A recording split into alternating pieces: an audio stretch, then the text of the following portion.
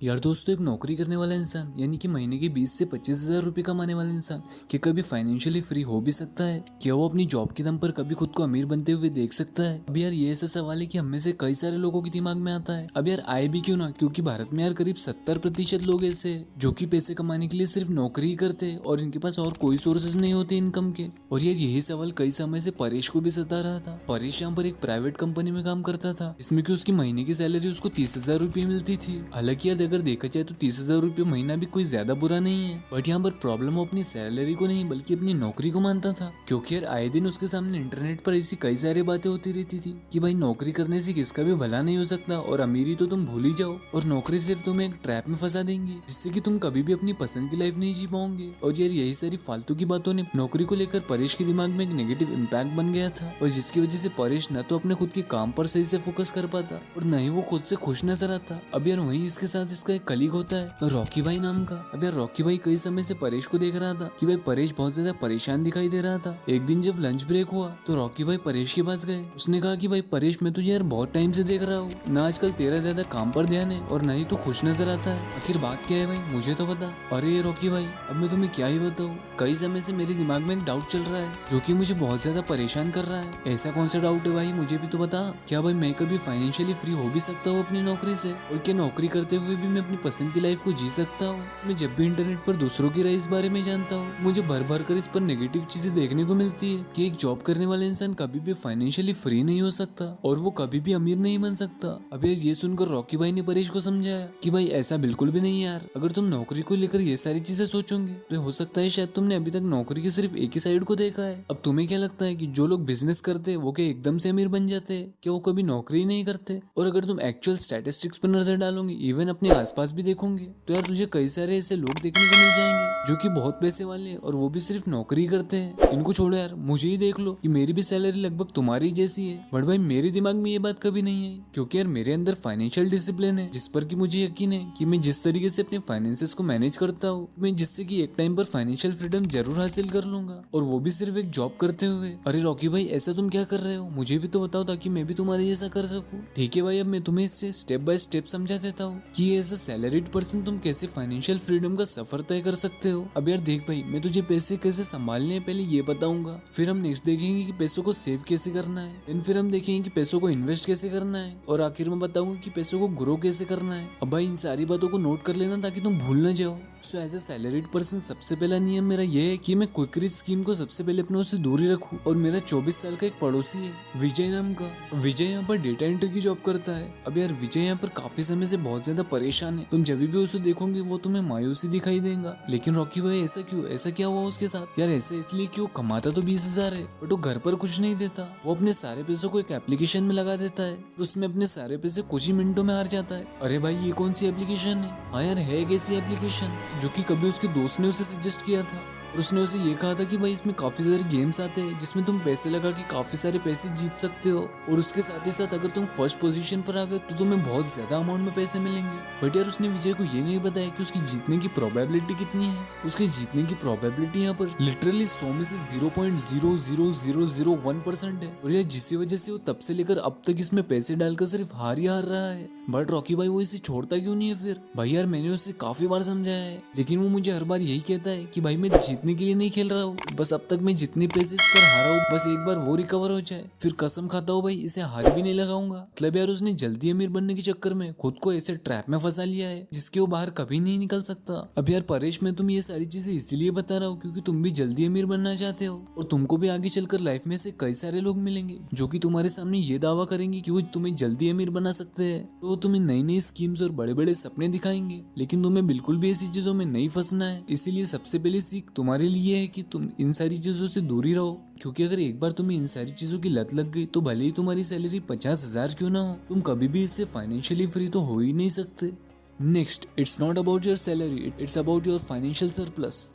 अच्छा परेश, मैं अब तुमसे एक सवाल पूछता हूँ कि एक तरफ ए पर्सन है जो कि महीने के 30,000 कमाता है, और वहीं दूसरी तरफ एक बी पर्सन है जो कि महीने के 50,000 कमाता है। तो मुझे ये बताओ कि इन दोनों में से ज्यादा जल्दी अमीर कौन बनेगा? अब यार यहाँ पर परेश ने कहा कि यार ये कैसा सवाल है, इसमें तो सीधी सीधी बात है, ऑफ कोर्स यार वो जल्दी अमीर बनेगा जो कि 50,000 रुपए कमा रहा है। अरे यार परेश, ये गलत जवाब है, तुमने इनकी सैलरी जानकर पहले ही ये जवाब दे दिया। बट इनका सैलरी सरप्लस ये तो तुमने देखा ही नहीं। मतलब रॉकी भाई मैं तो समझा ही नहीं। सैलरी सरप्लस मतलब तुमने जितना कमाया उसमें से तुमने कितना खर्च किया, कितना बचाया। अब यार परेश, यहाँ पर ए पर्सन जो है वो महीने के 30,000 कमाता है, ठीक है। अब जिसमें कि इसके जरूरी खर्चे यानी कि राशन पानी, बिजली का बिल, फोन वगैरह के रिचार्ज एटसेट्रा, वो इसका टोटल 15,000 रुपए में कवर हो जाता है। इसके अलावा यहाँ पर इसका कोई भी एडिशनल खर्चा नहीं है। एक महीने के अंदर वो अपनी टोटल सैलरी से करीबन 14 से 15,000 रुपए बचा लेता है। वहीं दूसरी तरफ ये बी पर्सन है जो कि महीने के 50,000 रुपए कमा लेता है। बट यार ये थोड़ा शौकिया इंसान है, ये जरूरतों पर तो खर्च करता ही है, बट इन्हीं पैसों से ये अपनी सारी इच्छाओं को भी पूरी कर लेता है। जैसे हर हफ्ते दूर दूर घूमने निकल जाना, पार्टीज में जाना, घर से ज्यादा बाहर का खाना, नए नए कपड़े पहनना, और कोई भी चीजें पसंद आती है फौरन बाई कर लेना एटसेट्रा जैसी चीजें।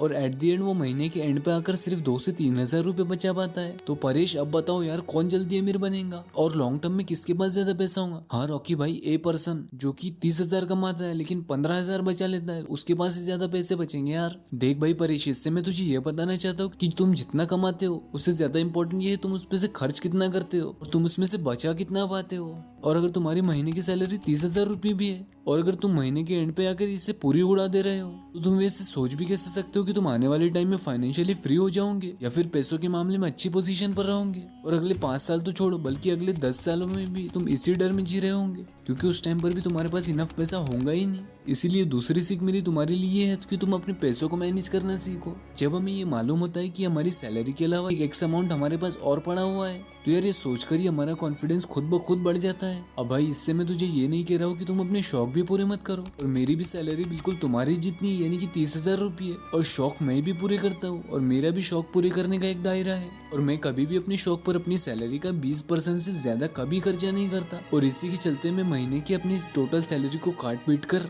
कुछ ना कुछ अच्छा खासा अमाउंट बचा ही लेता हूँ। और ये मैं पिछले 2 सालों से कर रहा हूँ और तुम भी बिल्कुल ऐसा ही कर सकते हो ताकि तुम्हारे अंदर से पैसा ना होने का ये डर ही खत्म हो जाए। अब तीसरा हमारा इंपॉर्टेंट रूल है जो कि इनकी never ignore your health insurance. Rocky भाई यहाँ पर परेश से पूछते हैं कि क्या तुमने अपना या फिर अपने घर में से किसी का हेल्थ इंश्योरेंस करवा रखा है? तो परेश ने बड़ी हैरान होकर पूछा कि भाई ये सैलरी के बीच में हेल्थ इंश्योरेंस कहाँ से आ गया और मुझे हेल्थ इंश्योरेंस कराने की क्या जरूरत है? मैं तो बिल्कुल ठीक हूँ, एकदम फिट फाइन हूँ और मेरी फैमिली भी बढ़िया है। तुम रॉकी भाई अपनी सैलरी के बारे में बताओ ना यार। अब रॉकी भाई ने परेश को समझा कि भाई परेश, मैं कोई फालतू बात नहीं कर रहा हूँ यार, ये हेल्थ इंश्योरेंस भी तुम्हारे फाइनेंस से ही जुड़ रखा है और तुम्हें इसे जानना बहुत ज्यादा इंपॉर्टेंट है। असल में यार मेरे एक रिलेटिव है जो कि कुछ टाइम पहले तक तो बहुत अच्छे से अपनी लाइफ जी रहे थे। भाई कुछ टाइम पहले तक मतलब क्या, अब क्या हो गया उनको? भी 3 महीने पहले उनकी वाइफ अचानक से बीमार हो गई और इमीडिएटली उनको एक प्राइवेट हॉस्पिटल में एडमिट करना पड़ा। अब सोचो यार, अचानक से तुम्हारा ही कोई अपना इस कंडीशन में पहुंच जाए तो अब तुम क्या ही करोगे यहाँ पर? ऑब्वियसली उसको बचाने की पूरी कोशिश करोगे और उनको ऑब्वियसली ऐसे तो छोड़ोगे नहीं, तो उनको भी जितना ज्यादा खर्चा डॉक्टर बताते गए पूरा खर्चा इस पर करते चले गए। और आज के टाइम पर उनकी हालत ये हो गई है कि उनकी पूरी सेविंग्स भी इस पे चली गई और एडिशन में उनके ऊपर 7 लाख का कर्जा और हो गया और अभी भी उनके मेडिकल एक्सपेंसेस चल ही रहे हैं। अब सोच भाई कि उनकी वाइफ का अगर पहले से ही कोई हेल्थ इंश्योरेंस होता तो आराम से वो उस हेल्थ इंश्योरेंस को क्लेम करके उस पर मैक्सिमम मेडिकल एक्सपेंसेस को कवर करवा लेते। देख भाई परेश, मैं तुझे डरा नहीं रहा हूँ यार, लेकिन एक्सीडेंट कभी भी बता कर नहीं आता और ये कभी भी किसी के भी साथ हो सकता है। प्रॉब्लम तो वही है कि हम इन सारी चीजों के लिए तैयार ही नहीं रहते और जब भी अचानक से हमारे साथ कुछ ऐसा होता है तो हमारी इस पे टोटल 5 से 10 साल की सेविंग इस पर लग जाती है। इनफैक्ट उल्टा कर्ज के नीचे हम दब जाते हैं और एक बार कर्ज के नीचे दबने का मतलब ये कि अब तो आप उठ ही नहीं सकते। इसके लिए फाइनेंशियल फ्रीडम को पाने के पहले इसके सामने आने वाले बैरियर्स को दूर करो। मुश्किल से इसमें तुम्हारे साल के 12 से 13,000 रुपए जाएंगे, बट एक बहुत बड़े मेडिकल एक्सपेंसेस से तुम खुद को सेव कर लोगे। Next rule, increase your income, increase your skills and education। अब देखो भाई, अगर तुम्हें अपनी इनकम बढ़ानी है तो एक ही जैसी सैलरी से बिल्कुल पॉसिबल नहीं है और बेस पोजीशन पर सैलरी तुम्हारी एक बार बढ़ सकती है, 2 बार बढ़ सकती है, लेकिन यार वो बार बार नहीं बढ़ेंगी। तो इसके लिए तुम्हारे पास चाहिए तुम्हारी 9 to 5 जॉब के बाद 5 to 9 के बीच में तुम्हारे पास एक अनदर इनकम सोर्स भी हो जिससे कि तुम्हारे पास रेगुलर बेसिस पर और भी पैसा बनता रहे। लाइक यार, मैं अगर अपनी खुद की बात करूँ तो मार्केट के अंदर वीडियो एडिटिंग की डिमांड काफी ज्यादा बढ़ती जा रही है और कंपनीज और इन्फ्लुएंसर्स अपनी बातों को लोगों तक पहुंचाने के लिए काफी ज्यादा वेल एडिटेड वीडियो वीडियोस का यूज कर रहे हैं। तो मैंने भी भाई कई सारी वेबसाइट से ढूंढकर एक बढ़िया सा कोर्स बाय कर लिया, जो कि मुझे भी काफी कम पैसों में मिल गया। और इसको करने के बाद मैंने कई सारे फ्रीलांसिंग वेबसाइट्स पर जाकर अपना अकाउंट बनाया और वहां पर अपने कुछ सैंपल्स अपलोड कर दिए। और जब मुझे यहाँ से काम मिलने लग गया और मेरा एक अच्छा खासा पोर्टफोलियो क्रिएट हो गया, तो मैंने यार फिर उन इन्फ्लुएंसर्स को भी मेल करना शुरू कर दिया जो कि इस टाइप की सर्विसेज लेते हैं। और उनमें से मुझे एक इन्फ्लुएंसर ने रेगुलर बेसिस पर हायर कर लिया। अब यार यहाँ से मैं पैसे तो कमा ही रहा था, बट यार ज्यादा काम होने की वजह से मेरे ऊपर प्रेशर काफी ज्यादा पड़ने लग गया। तो फिर मैंने इसके बाद अपना पहला एम्प्लॉय हायर किया, और वो पहला एम्प्लॉय कोई और नहीं बल्कि मेरी वाइफ ही थी। और मैंने उसको टाइम निकालकर खुद एडिटिंग करना सिखाया, और क्योंकि वो मेरी वाइफ है तो मुझे उसको सैलरी के लिए कोई पेचेक भी नहीं देना पड़ता। अब हम दोनों साथ में पैसे कमाते भी और साथ में पैसे बचाते भी है। और आगे हमारे प्लान है कि हम एक सेपरेट ऑफिस रेंट पर लेकर वहाँ पे टीम बनाकर इस काम को और भी ज्यादा एक्सपांड करेंगे, और एक ऐसा सिस्टम बना देंगे जहाँ पर कि बिना कोई ज्यादा इन्वॉल्वमेंट के वो सिस्टम ही हमारे लिए काम करेगा। देन यार तब मैं अपनी इस ड्रीम लाइफ को खोलकर जी सकूंगा, क्योंकि उस वक्त अगर मैं अपनी जॉब को छोड़ भी देता हूँ तो भी मुझे अपने उस काम से रेगुलर इनकम आती रहेंगी। परेश ने कहा कि रॉकी भाई ये तो तुमने बहुत बेहतरीन इनकम सोर्स बना लिया। अरे भाई परेश, मेरी अभी बात खत्म नहीं हुई यार। मेरा लास्ट रूल है control your emotion if your income rises. देखो यार, जॉब और एडिटिंग मिलाकर मैं और मेरी वाइफ टोटल 60,000 रुपये को सेव कर लेते हैं, और हम चाहे तो एक एक्सपेंसिव फोन या फिर एक्सपेंसिव आइटम आराम से अफोर्ड कर सकते हैं। EMI पर महंगी बाइक या फिर कार भी खरीद सकते हैं, मूवीज देखने के लिए बड़ी स्क्रीन दे सकते हैं। बट स्टिल यार हम इस तरीके के एक्स्ट्रा खर्चों को अवॉइड करते हैं, क्योंकि हम जानते हैं कि ये सारी चीजें कुछ ही समय के लिए हैप्पीनेस देती है, फिर ये भी हमारे नॉर्मल रूटीन का पार्ट हो जाती है। इसीलिए हमारे इमोशंस पर जितना हो सके हमें उतना कंट्रोल रखना चाहिए। और फिर हम भी ज्यादा पैसे बचाने की कोशिश करते हैं, ताकि इसे आगे चलकर यूज करके इससे और भी ज्यादा पैसे बना सके। और भाई परेश, यही सजेशन मैं तुमको भी दूंगा। अगर तुम्हारा प्रमोशन हो गया, तुम्हारी सैलरी बढ़ गई, या फिर मेरी ही तरह तुमने कोई साइड हसल स्टार्ट कर दिया और जिससे कि तुमको एक्स्ट्रा इनकम होने लगी, तो यार उस एक्स्ट्रा कमाई को देखकर तुम अपने खर्चों को मत बढ़ाने लग जाना, क्योंकि अगर तुम ऐसा करोगे तो तुम उन एक्स्ट्रा पैसों से कभी भी बेनिफिट नहीं उठा सकते। और ये सारी बातें समझने के बाद परेश को ये रियलाइज हो गया कि वो कहाँ पर अपनी गलतियां कर रहा था। उसने खुद से ये प्रॉमिस किया कि यार मैं आज से ही इन सारे रास्तों पर चलना शुरू कर दूंगा, और अपनी इस जॉब पर रहते हुए मैं भी फाइनेंशियली फ्री होकर दिखाऊंगा। दोस्तों यार, मैं उम्मीद करता हूँ कि इस वीडियो से आप लोगों को कुछ ना कुछ सीखने के लिए जरूर से मिला होगा। यार अगर थोड़ी सी भी चीज आपको समझ में आई होगी, सीखने के लिए कुछ नया मिला होगा, तो यार लाइक का बटन जरूर से दबा देना, और कमेंट में वीडियो कैसा लगा जरूर से बताना। और चैनल अगर सब्सक्राइब नहीं किया है और आने वाली वीडियोस को देखना चाहते हो तो सब्सक्राइब जरूर से कर लेना। मिलते हैं किसी ऐसी बेहतरीन वीडियो